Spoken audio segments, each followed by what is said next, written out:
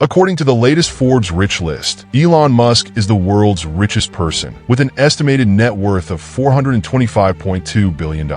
That's a number that's hard to imagine, so let me break it down for you. Elon Musk's personal fortune is bigger than the GDP of most countries around the world. It's the kind of money no one could ever spend in a lifetime, no matter how extravagant their lifestyle. At 53 years old, if Musk were to live until 80, he would have approximately 9,855 days remaining to spend his entire $425.2 billion fortune in that time. Without accounting for interest or investment gains, he would need to spend nearly $43.2 million every single day. This daily expenditure is more than 10 times the average American's lifetime earnings, yeah. But here's something really interesting. Whilst Elon Musk may well be the richest man in modern times, he isn't the richest human being ever to have lived. In fact, if you adjust for inflation, he isn't even close. The person who holds that title had a fortune estimated to be more than double Musk's vast wealth and larger than the combined fortunes of Warren Buffett and Mark Zuckerberg. The surprising part? Despite his incredible financial dominance in the history of humanity, there's a good chance you've never even heard of him. Since that's the case, let me introduce you. This is Mansa Musa, the richest man in history. Why haven't you heard of him? There are two main reasons. First, he lived nearly 750 years ago.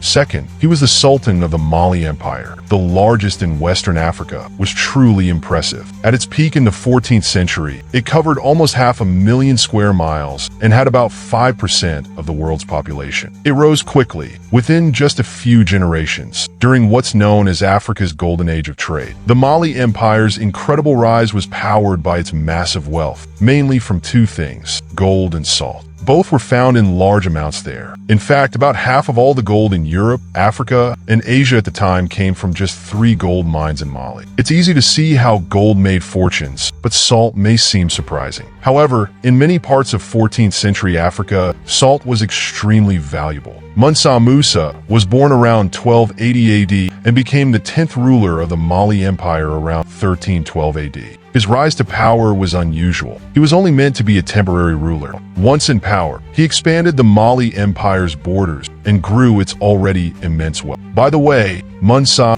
isn't his first name. It's a title that means emperor or sultan. Now, just how rich was Mansa Musa? Before we talk about numbers, let me give you an example. Mansa Musa was a devout Muslim. So like many Muslims today, it was his religious duty to make the Hajj, a pilgrimage to Mecca, at least once in his lifetime. When he decided to go, his journey from Mali to the Arabian Peninsula became one of the most incredible trips ever made. I really mean a caravan of 60,000 men and women, 100 elephants, 80 camels, a personal guard of 500 elite soldiers, and enough food, water, and livestock to feed everyone. Mansa Musa made his 2,700-mile pilgrimage at the center of what was basically a moving city, a caravan so massive it stretched farther than the eye could see. Now, if you're anything like me, you might bring some spending money when you go on a trip. Mansa Musa did too, just a little extra, but when you're the richest man in history, a little extra takes on a whole new meaning. In his case, it was 21,000 kilograms of solid gold. How did he carry all that gold? Well, the bulk of it, about 20,999 kilograms that didn't fit in his travel pouch, was transported by 12,000 slaves. Each one carried nearly 2 kilos of solid gold.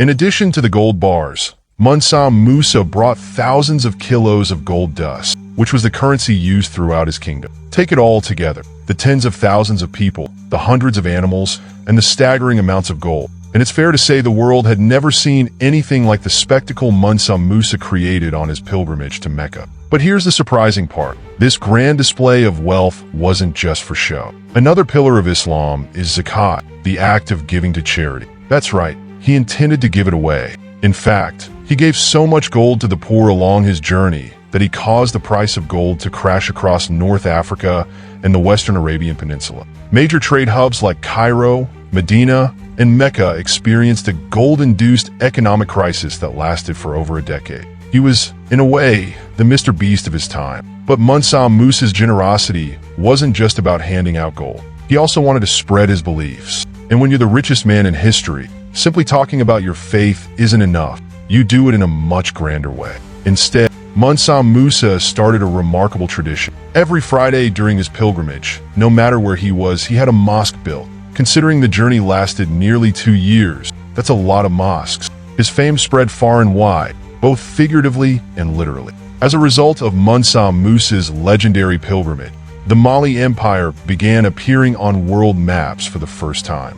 One notable example is the Catalan Atlas, one of the most important maps of the 14th century. On it, you can see Mansa Musa himself, holding a gold coin and looking every bit like the ruler of a kingdom built on gold. The pilgrimage also acted like an epic recruitment campaign for Mansa Musa. His wealth, generosity, and apparent power won him thousands of followers and attracted some of the greatest thinkers and artists of the time. Many of these talented individuals returned with him to Mali after the Hajj, enriching his empire with their knowledge and creativity. When he got back home, Mansa Musa didn't stop. He began to share his wealth within his own empire, building mosques and madrasas, educational institutions in many cities. But one place received his special attention: Timbuktu. You've probably heard of Timbuktu, even if you're not sure why or where it is on a map. Some might even think of it as a mythical place, like Atlantis or El Dorado. And it's understandable why. It's used in the English language as a term for a faraway, remote place. This reputation probably started because no European managed to reach Timbuktu until the 1830s. The reason Timbuktu became famous in the first place is largely thanks to Mansa Musa. On his way back from Mecca, he annexed Timbuktu, because why not, and transformed it into one of the world's most important centers for trade, culture, religion, and learning. The Jingariba Mosque, which he funded with 200 kilograms of solid gold, still stands today and is part of Timbuktu University. At its peak, the university was one of the most prestigious in the world, with 25,000 students and a library of 1 million books. To put that into perspective, the Great Library of Alexandria, one of the most famous libraries in history, didn't have as many books at the height of its fame.